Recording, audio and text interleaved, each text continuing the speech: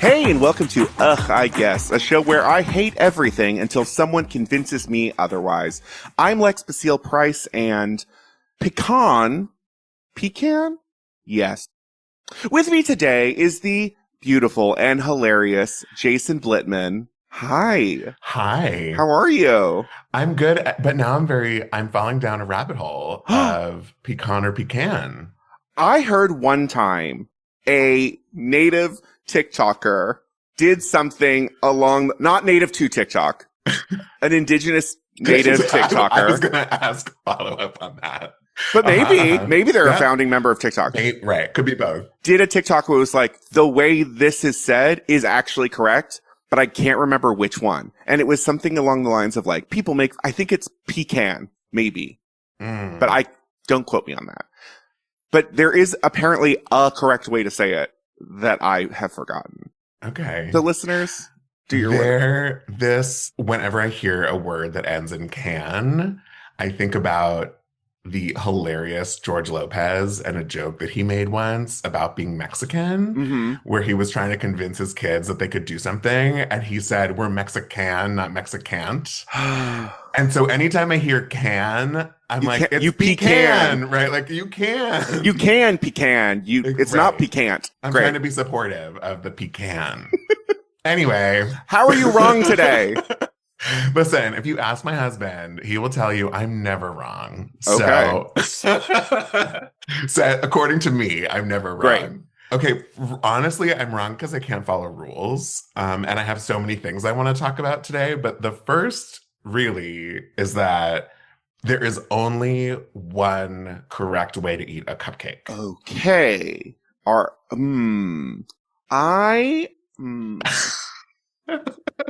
As a gluten-free individual. Oh, no, that was not in the confirmation email.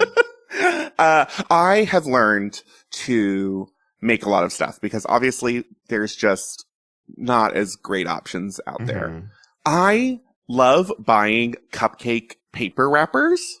Okay. I rarely make a cupcake. What do you put in the cupcake paper wrappers? Nothing. They're in my pantry. I have these gorgeous, reindeer ones. I was like, ooh, cause on sale, Michael's. Great. Never used them. We did buy at one point when we lived in California, we got mini cupcakes, and for a barbecue, we made corn cupcakes with chicken liver pate frosting. No. So how am I supposed to eat a cupcake then? Well, hold on. I want to go back to the gluten-free thing for a second. And to the cupcake things for a second. So you can use them to make chocolate peanut butter cups. Oh, but if only I liked peanut butter. Oh my God. They can just be chocolate cups. Do you like chocolate? Chocolate, yes. Do you like any nut butter or? Yes, I do like nut butter. It is specifically peanut butter. Growing up. Tell me more. This is fascinating. Yeah, growing up, I don't know why, but the smell of peanut butter was so nauseating to me. Interesting. I have never eaten a peanut butter sandwich. I never had interest in it. I've gotten better now as an adult, but I would start gagging if I smell peanut butter, which, at school in the pre-peanut allergy world. Right, exactly. Now you'd be fine. Now I'm great. But I used to go to school and instead of peanut butter and jelly sandwiches, I would get pitas with tomato and feta, but the tomato was packed in a separate Ziploc so that it wouldn't get soggy. Yeah. And I have to have my bread toasted because I don't like untoasted bread. And that came in to really help with gluten-free stuff because that stuff you have to toast because otherwise it's gross. So, yeah. Could you tell I was a fussy child? I wonder if part of it was because, were you always gluten intolerant? No, that started 15 years ago now, I guess. Interesting. Yeah. But you like other nut butters. I like almond butter, love. I'll do make a chocolate and almond butter I cup. guess. Okay, fine. In your unused cupcake papers. Yes, you're welcome. I've just solved a problem. Thank you. A problem I did not know I had, but I do every time I go into the pantry, they're just sitting there. And you like baking? I do like baking. I'm a my signature cookie is a snickerdoodle. I love a tart. You can make cupcake shaped cookies and then just eat them. Anyway, Okay. I'm solving problems that are unnecessary. I also want to say about gluten-freeness, I am not gluten-free, but shout out to, maybe they'll sponsor you if I shout them out. Shout out to Nizza in New York City. I love Nizza. Uh-huh. They did fuck me over one time. What? But they did make up for it. I ordered, because Nizza, for those not in the know, they have like a dedicated gluten-free menu. Yes, it is an Italian restaurant and has a regular menu and a gluten-free menu. Their pizzas are good. Their flatbreads are good. Their like everything's good there. And it's like convenient and they get you in and out, especially if you're seeing a show. I ordered a Caesar salad when I was there because they had gluten-free croutons. And I was like, oh, I never get that. It's such a pain to make them. And not a problem. And then like we left and like within 15 minutes, I was so sick. We called them after the show and I sat through a show just like feeling awful. And apparently everything's coming up, Lex. Yeah. They literally just brought me the wrong salad. They brought me fully just a glutinous Caesar. They were very kind about it. And like, we've gone back, but it was like, oh, this place, it's supposed to be so on top of it. Yeah. Glutinous Caesar sounds like a drag king name. Or like the dude Caesar. With how you differentiate the Caesars. Oh, the glutinous one. Right. Yeah. Exactly. But their gluten-free bread and their gluten-free pizzas are fantastic. Yeah, they are. Good. Now I'm sad that I'm not going to eat that right now. But the only way to eat a cupcake is by pulling off the bottom, smashing it on top, and making a cupcake sandwich. It's the only way. Is this something that you have always done? It's not. And I have to tell you, I have been racking my brain for the last 3 weeks. So I couldn't figure out what to talk to you about. And this was the very first thing that came to mind because I feel so passionately about it. No, I like this. But it's the thing I kept coming back to. I'm like, no, everyone needs to know there's only one way to eat a cupcake. So I feel strongly, but I was not the person who figured it out. Someone told me, and I still cannot remember who it was. Do you remember how long you've been doing this has been like a solid 20-year situation. Oh, wow. Okay. Yeah. Like I remember a time where I didn't eat cupcakes like a sandwich. Pre-sandwich, post-sandwich. Yeah, exactly. But those were dark ages. Okay. Now, I understand the reasoning, right? Because you're because usually cupcakes, especially like a store-bought cupcake, they don't understand frosting proportion. Ratio. No. Yeah. So by removing the bottom, which normally you're like, you get to the bottom, you're like, oh, I guess there's no frosting. But where you've been inundated with frosting on top, it like solves that problem. It does. And I can't really explain because someone might say, well, Jason, just take a bite of the whole thing. Sure. And that's a version of the same thing. But for some reason, it doesn't spread out the proportion in the right way. So you have to like it smushes a little bit of the frosting. It makes it a little bit more even. I don't know why. I've tried so many other ways. Do you worry about the mess, though, of having to unwrap a cupcake fully? Do you have to denude the cupcake to then make the sandwich? I have never not first denuded a cupcake or nuded a cupcake. Really? You don't do the like little burlesque reveals? No. Similar with you don't eat peanut butter cups, right. But similar with a peanut butter cup, I take off the whole outfit and pop it in my mouth, or I get a little bit of chocolate on my fingers because I'll eat it bite by bite, but I don't leave the paper on. No. But I feel like that is that's the reason for paper, I'm assuming, because you could just like butter a pan, right? Yes. But even still, like a muffin. This is funny because I don't do the same thing with a muffin, even though they're shaped the same. There's no frosting. But what I do is I take the muffin out of its paper, which I will call its dress. Yes, please. And we're already there. And I flip it over so it's face down, and I eat the bottom of the muffin first. You put the muffin face down, ass up, and have a meal. Is what you're telling me. Yes, you've just learned so much about me, audience. That's okay. Now, see, now I Because think then I save the muffin top for the end, which is everyone's favorite part. favorite part. Yes. Okay. Now we'll come back to cupcake sandwich, but I need to know. I think this is the perfect segue. Yeah. What are your other correct eating way of eating things? Yes. Yeah. Is there anything else that you feel like really strongly in that same thing of like, this is how you should eat such and such? Are you like a sandwich dipper or are you a sandwich spreader? That's a dipper or a spreader? Yeah. If you have like a sandwich yeah. and you have some sort of like aioli or a mustard. Aioli. or a barbecue. I don't know what people eat on their sandwiches. Do I dip it? Do you dip it or do you like, is it only spread on the inside? Is it a fork or knife and a spread? Or is it a dip? This is very funny that you asked me this because I just had this experience the other day where I clocked myself doing something and I didn't even realize that I did it. And now thinking about it, there is a weird calculus involved. Sure.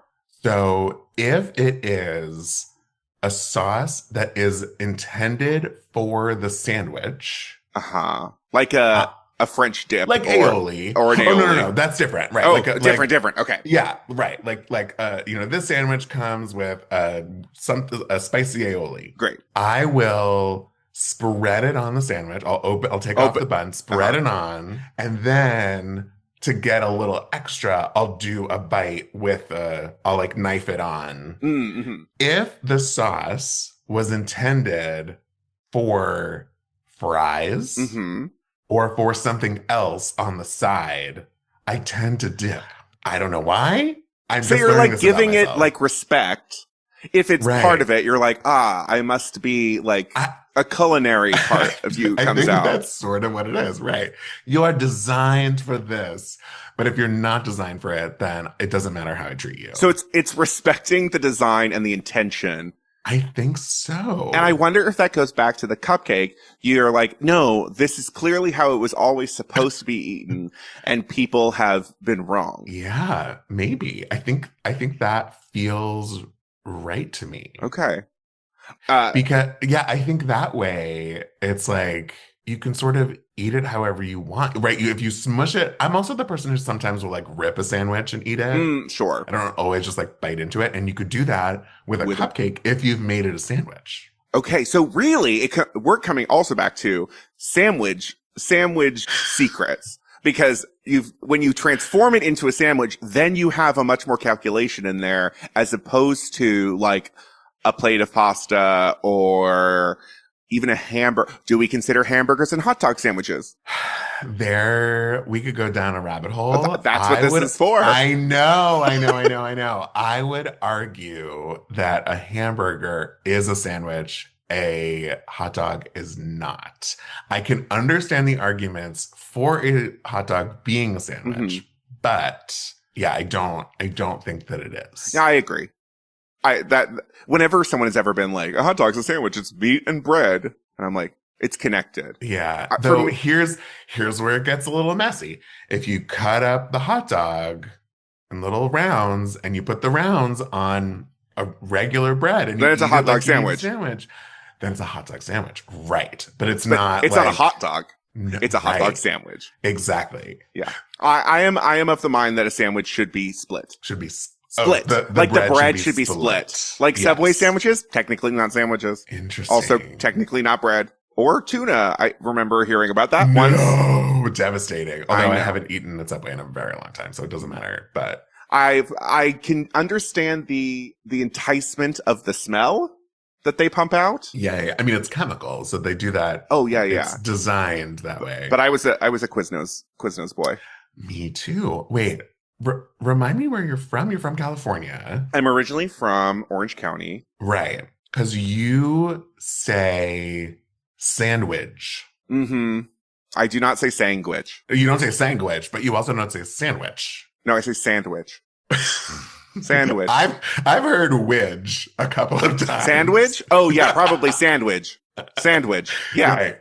Right. But you can't base my dialect on anything. I don't know if I've talked about on this show. I definitely have talked about it on other shows, but I grew up with, a mother and grandmother who had British accents, and my grandfather had a Persian accent. And I grew up in California, but that kind of just put me at a weird, transatlantic accent because I say things like horror and orange. I grew up in Orange County. And oh my God. yeah, no one else in my family picked that accent up. It was just me. My husband is from Staten Island, and so he says things like animal. Animal. Animal, right? Animal. Yeah. No, it's most words, but it's like horror, orange, Horror. and Orange. like strawberry. Strawberry. Strawberry. Well, strawberry tastes like strawberries. Yes. Blueberry, Okay. blueberry, strawberry, raspberry. Yeah. It got a lot better when I moved to New York. People didn't question where I was from, whereas in California, they're like, I don't know. Most people just assumed I was from the East Coast. Yeah. You do have an East Coast vibe. That's why I don't plan on living in California again. I'm thinking so much now about these weird food proclivities that I seem to have. Yeah. And do I feel strongly about eating other things? I don't I mean, know that I do, but now I'm going to keep track of them. You should. I feel very strongly about, one of my favorite chips, potato chips in the whole entire world are Ruffles, sour cream, and cheddar chips. They're delicious with a plain yogurt. They're amazing. But like a Cheeto, which I don't like, your hands become encrusted with orange, dust. Yeah. As someone who now has, I think, 6 sets of chopsticks in our dish area, I will only eat them with chopsticks now. That is one of the weirdest things I've ever heard. I'm not judging you, Sure. but I've never, ever, ever heard of a person eating chips with chopsticks. That is so fascinating to me. Number one, it slows you down because just like popcorn, you can kind of just like shove it in your mouth, right? And because they're ridged, they're easy to pick up. Yes. And you don't get any gross things on your fingers. This is a good life hack. Yeah, it'd probably be good for like salt and vinegar too. Cause like I love salt and vinegar chips, but like you get like a film. I mean, they're good. It's a good hack for eating a lot of just snacks. You can eat a strawberry with chopsticks. You get so many things all over your hands. Yeah, chopsticks are obviously here far underrated in a way. Like they don't need to be just reserved for your like Chinese takeout and sushi. Yeah. Also because most times when you go to eat sushi, you won't use like I worked in a omakase restaurant in the city when we moved here, and I learned a lot. Mostly just eat sushi with your hands. Right, you're not supposed to eat it with chopsticks. Right. No. So I'm telling you, do the chips and chopsticks is I sort of feel like this is changing my life. You're changing lives here today with this. I try. If my stupid musings can change people's lives in these horrible times, that's fine. But your instinct of eating them with the chopsticks to save the fingers is not dissimilar from the cupcake sandwich. No, I agree. Right. Like it is a hack to sort of make it easier.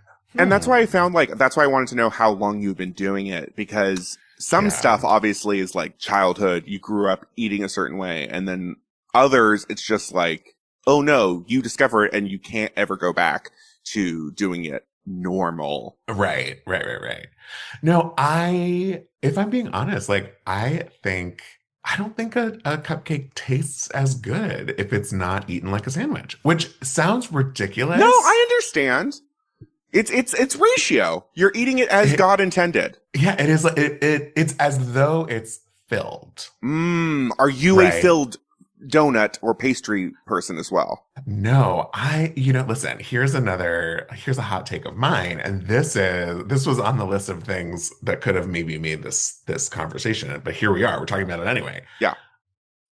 Things sort of are designed to be plain when they're designed to be plain. And like, give me a plain donut. Okay. Nothing filled, nothing, maybe glazed. Glazed is sort of the extent of it. Glazed is plain. I would. But even in old fashioned, where it's like a little dry and not glazed, delicious. Give me, this is a real hot take. Give me pancakes and waffles without syrup. I get that.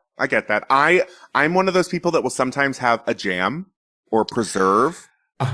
Yes. But butter. I don't need it. Yes. I don't need it slathered in syrup. I will sometimes have honey if I want it next to me. But I agree. Also, pancakes? No. Silver dollars. Those are the way to go. Silver dollar pancakes is the way to eat pancakes. Is it because they like don't get too mushy? They don't get mushy. They're a lot easier you can make, because what I find annoying about pancakes is when you make them, because we do make them at home. If they're big, you can only make so many at a time. And then they sit and you stack, and then they concertina and they squish. If you make silver dollars, you can make a batch, put them on a plate, spread out, make another batch. You're basically ready to eat. Also, bite size. You could do it with your hand. Bite size, and you don't have to worry about, is the middle fully cooked? Yep. Exactly. Easier to flip, easier to control. Yeah. Now, I will take a crepe. But that's a whole different thing. That's not the same thing. It's a different thing. No, a crepe is not a pancake. How do you feel? What is your crepe stuffing? This, I feel, is also a very specific thing to every people. Are you sweet or savory? So, if you are having a crepe as a meal, it is savory. Yes. Period. That is the only answer. Agreed. You cannot put, I'm sorry, if you're an adult and you have a crepe for lunch, it cannot be strawberries and cream. No, that is just dessert, which is fine. That's fine, but don't pretend like that's your lunch. Right. No. Right. You need a cheese and a meat. Right. I sort of feel this way about all breakfast. Like, so like. You're not a sweet breakfast person. You're a savory person. No, I am a sweet breakfast at the table, for the table. Okay. Yes. Give me a lemon poppy pancake for the table.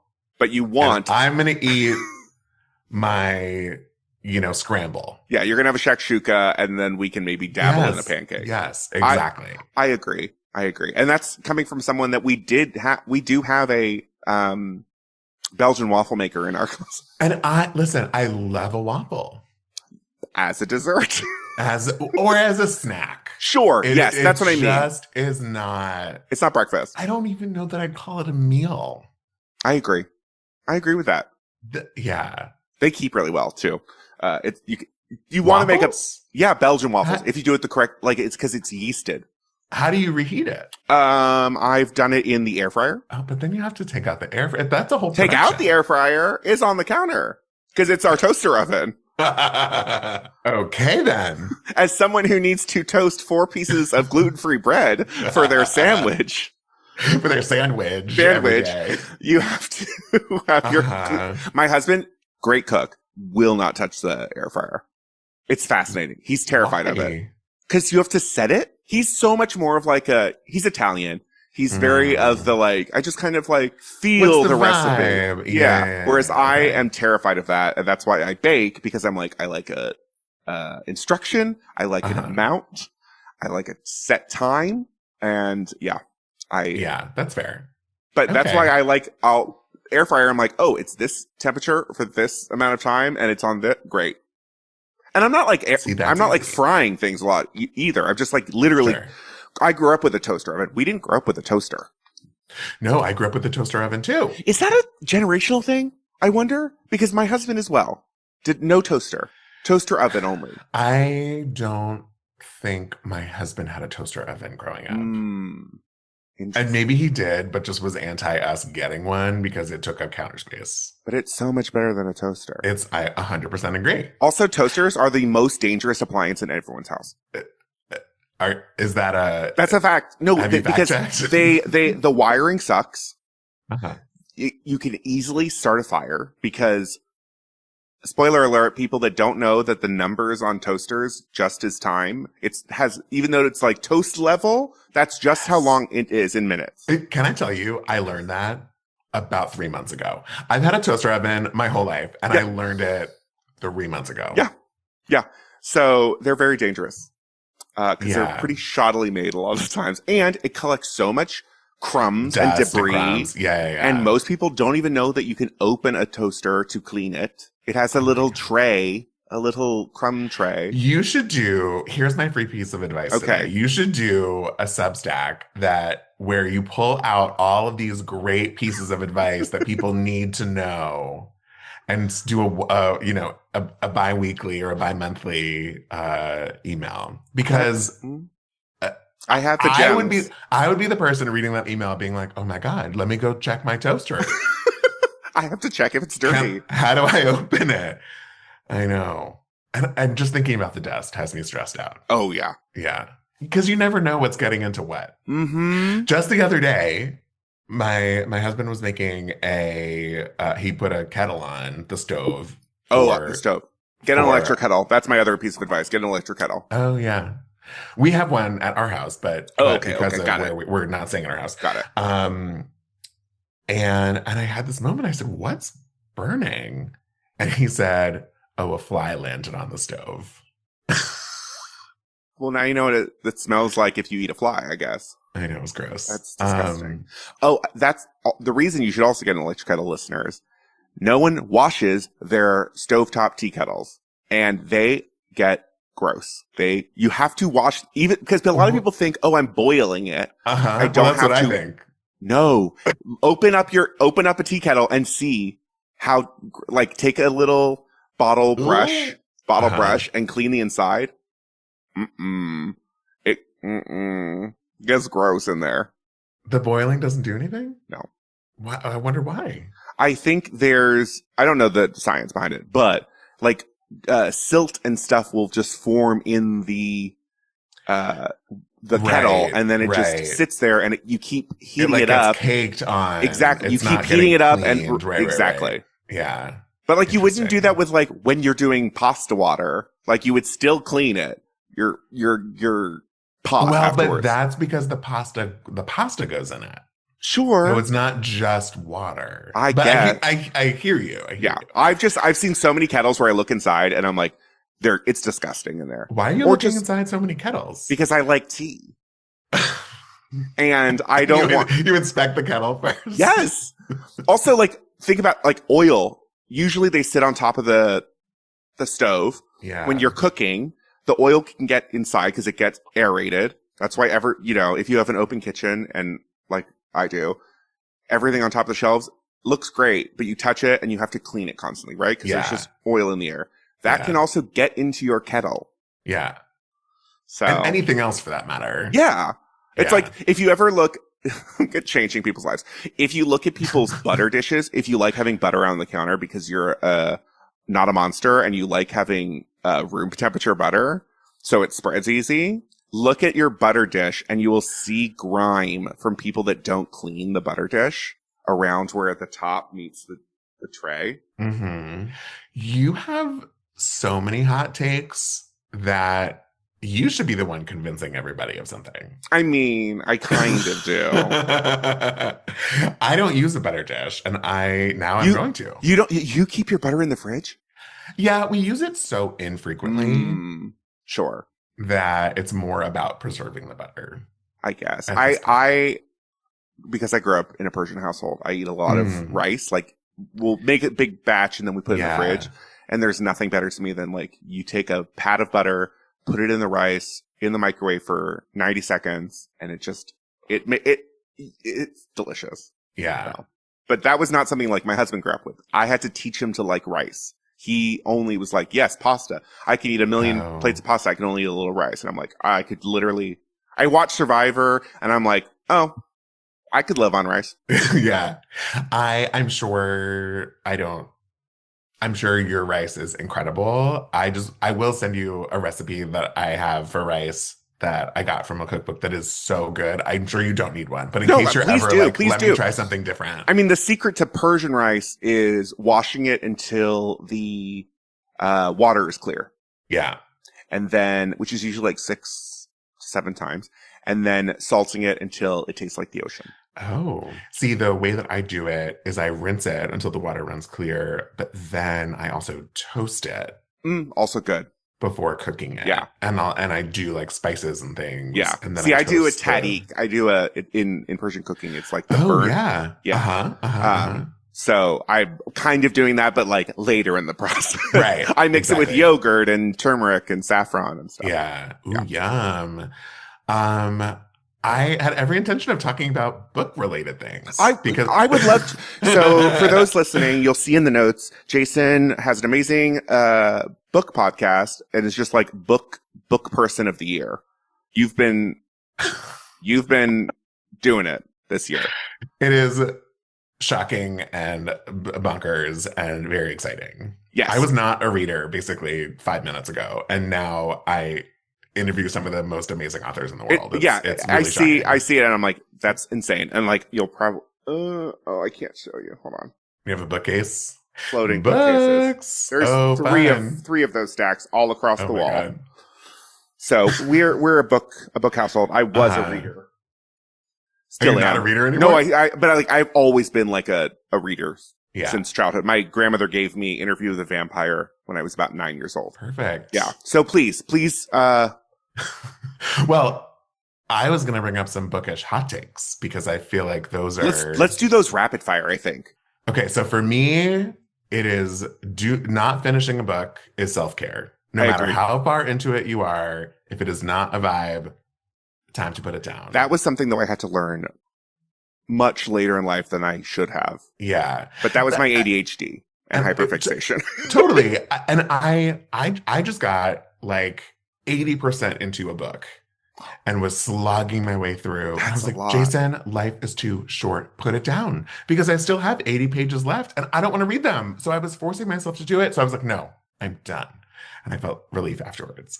Though, hot take number 2, if you do not finish a book, it doesn't count towards your reading goal.